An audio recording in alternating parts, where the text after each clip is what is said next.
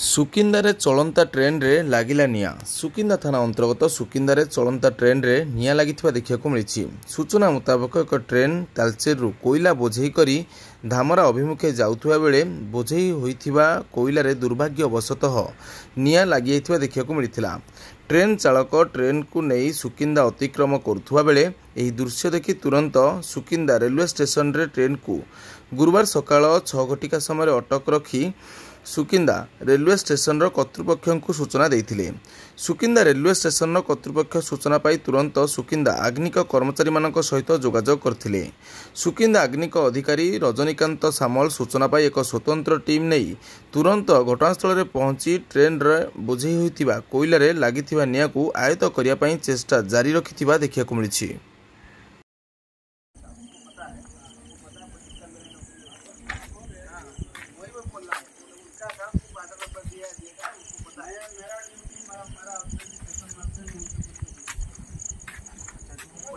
नहीं बोलेगा तो नहीं